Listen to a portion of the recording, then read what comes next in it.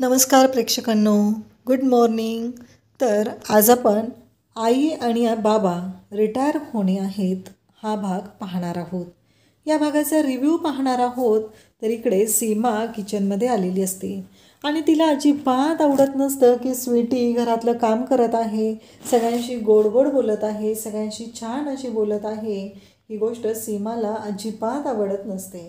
सीमाचं असं म्हणणं असतं की तू या घरात आज आलेली आहे, त्यामुळं या घरामध्ये राहताना जपून राहायचं आहे. पुन्हा हे पुढं पुढं करायचं नाही. एक गोष्ट कायमस्वरूपी लक्षात ठेव, कारण अजून तू नवीन आहेस.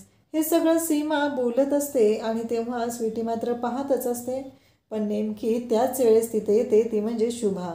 शुभा आलेली असते आणि शुभा म्हणते, काय गं, काय झालं? सीमा, काय सांगतेस तू? शुभाला सीमाचा रोष कळलेला असतो, पण मुद्दामच ती विचारत असते.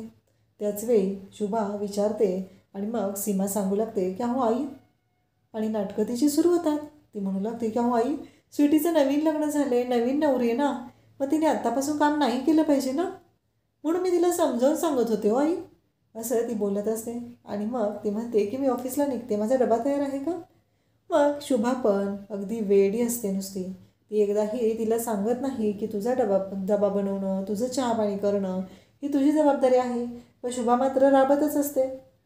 शुभा म्हणते, हे घे, तुझाही आहे आणि समीरचाही आहे.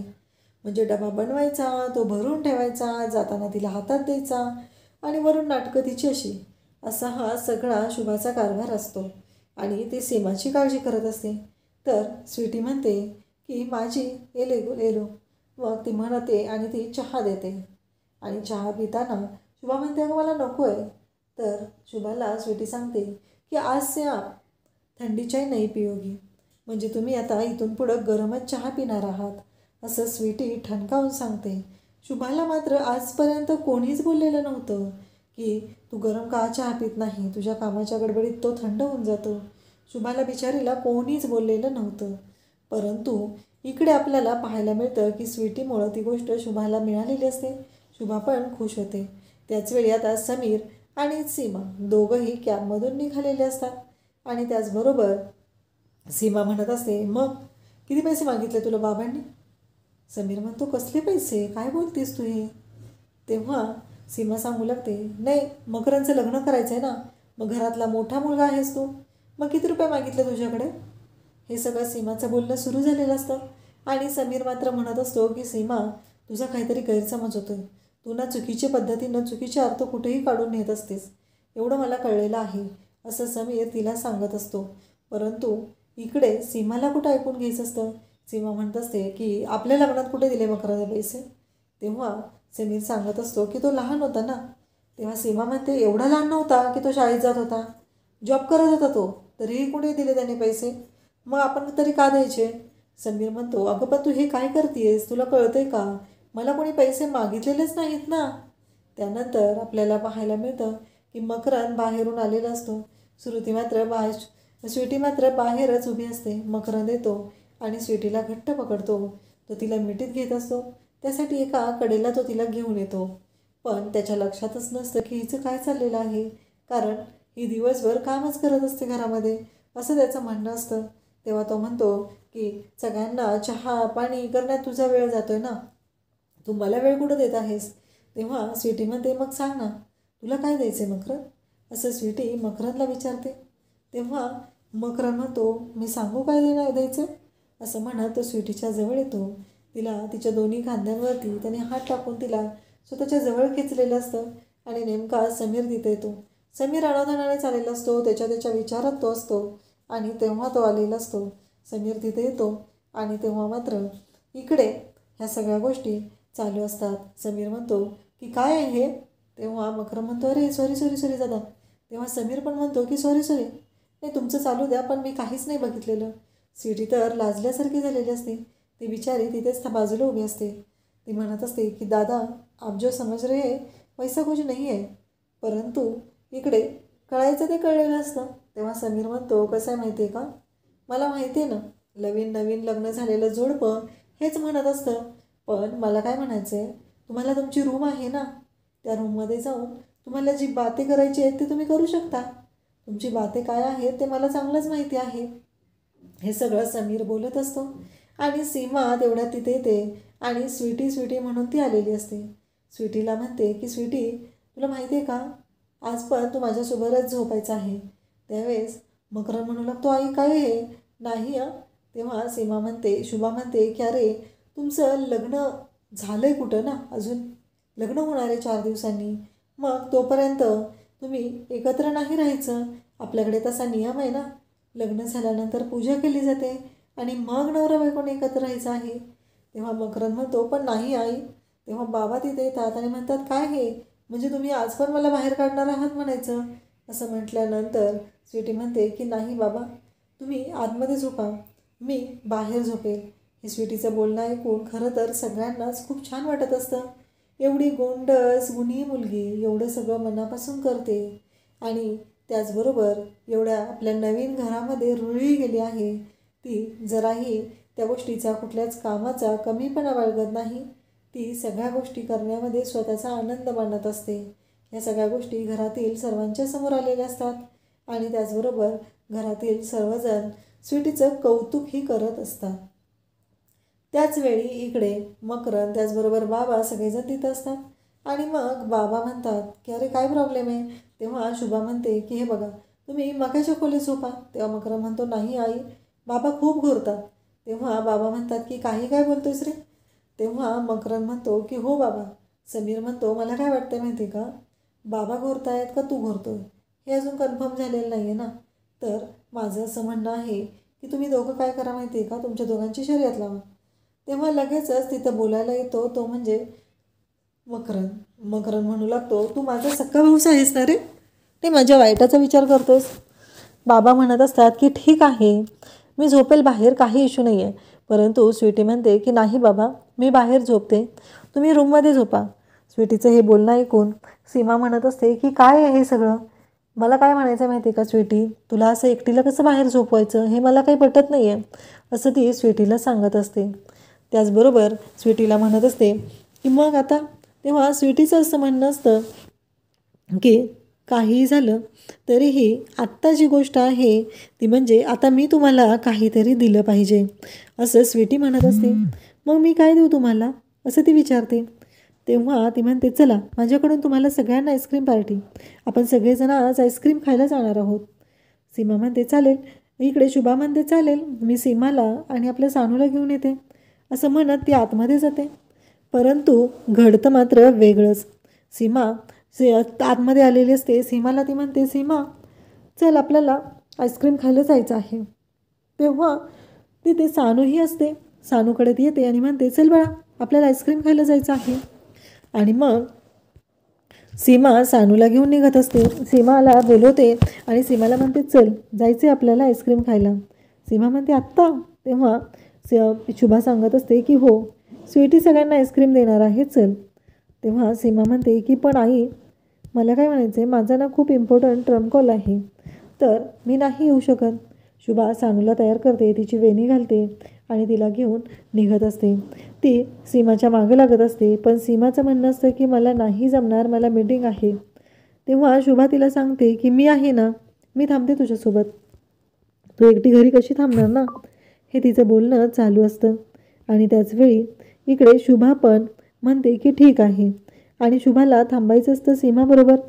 परंतु सीमा म्हणते की त्याची काहीच गरज नाही आहे, मी आहे ना एकटी इथे, काही प्रॉब्लेम नाही, जा तुम्ही आई. आणि शुभा बाहेर येते, सगळ्यांना सांगू लागते की सीमाची मीटिंग आहे आणि ती येणार नाही. तेव्हा सगळेजण पाहू लागतात की हे सगळं काय चाललं आहे आणि सीमाच्या डोक्यात प्लॅन असतो, हे सगळेजण आईस्क्रीम आणायला चाललेत ना, मग आता आपण ना एक मज्जा करून घ्यायची आहे. ती म्हणजे तिनं असा प्लॅन केलेला असतो की हे सगळं आईस्क्रीम आणायला गेले की आपण घरातले प्रॉपर्टीचे पेपर आहेत ते चोरायचे, हा तिचा प्लॅन असतो. आणि त्याच पद्धतीने तिने सुरू केलेलं असतं. हे सगळं जेव्हा घडत असतं तेव्हा सगळेजण आता आईस्क्रीम खायला जातात. हिचा कॉल आहे म्हणून सगळेजण तिला सांगतात की ठीक आहे, तू तुझं कॉल अटेंड कर, हेही सांगितलं जातं. त्याचबरोबर आपल्याला पाहायला मिळतं की सीमा आता मग यांच्या रूममध्ये चाव्या शोधू लागते. चाव्या शोधत असताना तिला सुरुवातीला काही चाव्या सापडत नाहीत, पण नंतर ते गारगोटे भरलेली जी भरणी आहे काचेची, त्याच्यामध्ये चाव्या तिला दिसतात. इकडे हे सगळेजण निघालेले असतात, चालून चालून दमलेले असतात. त्यांचं असं म्हणणं असतं की आता रिक्षा बघूया. एक रिक्षा समोर उभी असते. मग तुम्ही आधी जावा बाबा, तुम्ही आणि आई आधी जावा. तेव्हा ते सांगतात की नाही, अरे ते फ्लेवर सिलेक्शन वगैरे असतं ना, त्यामुळे तुम्हाला वेळ लागतो, तुम्ही आधी जा. असं त्यांचं बोलणं चाललेलं असतं. आणि तेवढ्यातच शुभा चालत चालत पुढं आल्यानंतर म्हणते, अरे मला घरी गेलं पाहिजे, माघारी आपण माघारी जाऊया. तेव्हा सगळेजण म्हणू लागतात काय झालं.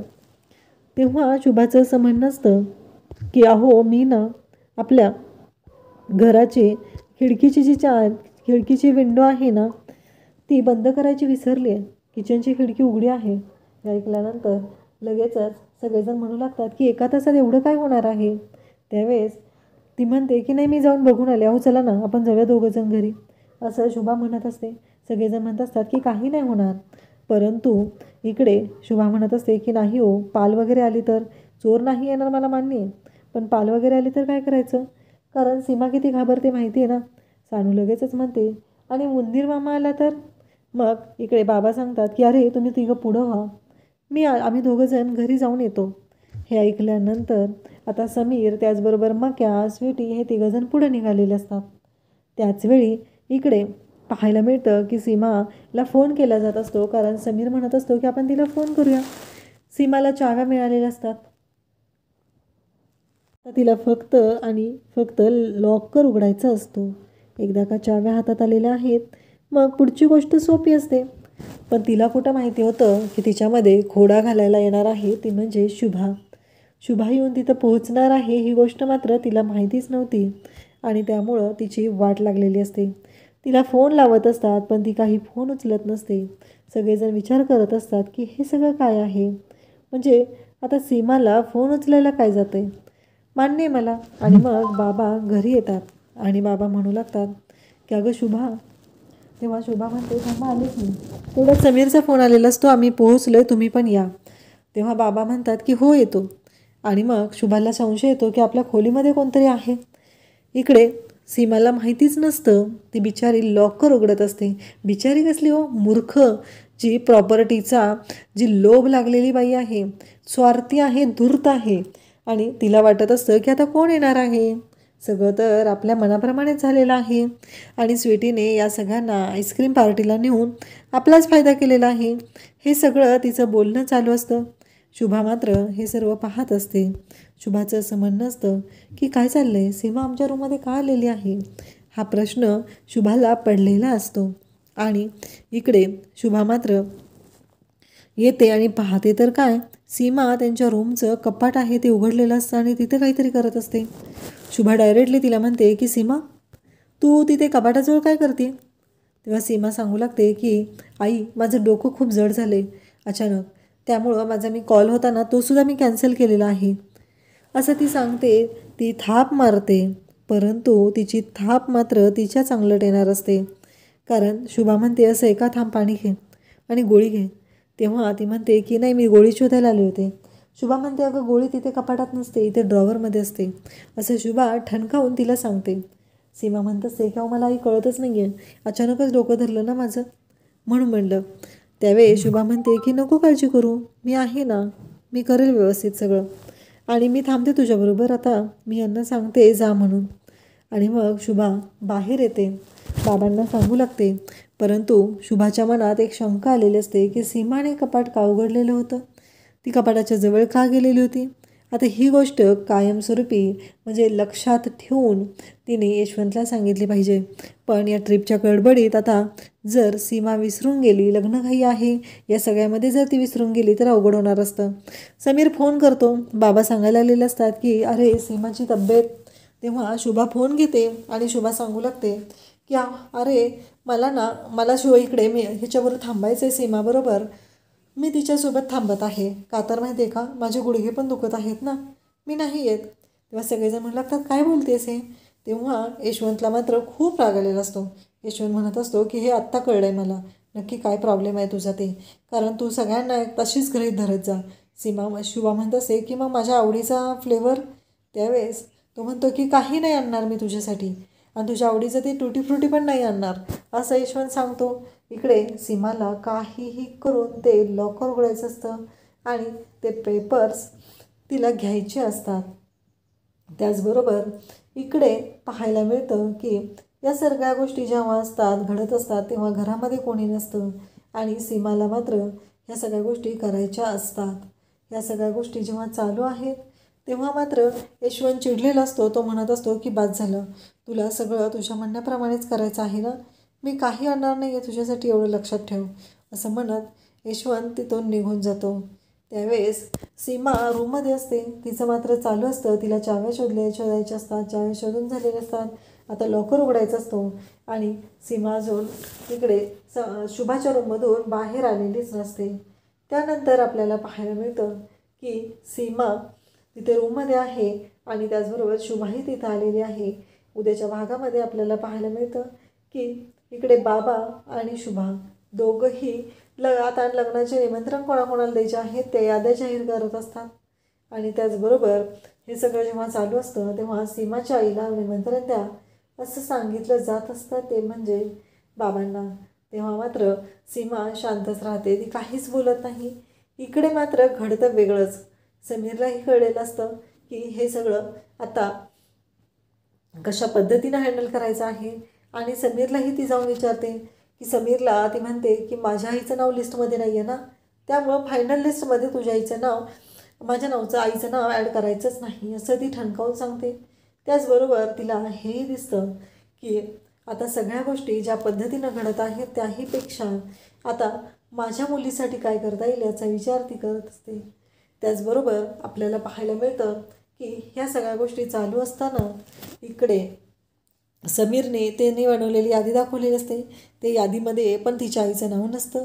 तिला मात्र राग आलेला असतो, ती म्हणत असते की हे सगळं काय होतं आहे, माझ्या आईचं नाव नाही आहे ना, मग ऐनवेळी फोन करूनही माझ्या आईला बोलवायचं नाही, काहीही झालं तरी माझी आई पुन्हा इथे येणार नाही असं त्यांनी सांगितलेलं सर सीमा ओरडून सांगत असते। त्यानंतर उद्याच्या भागामध्ये शुभा आणि तिची मैत्रीण दोघीजणी आता हॉल बुक करण्यासाठी गेलेले असतात।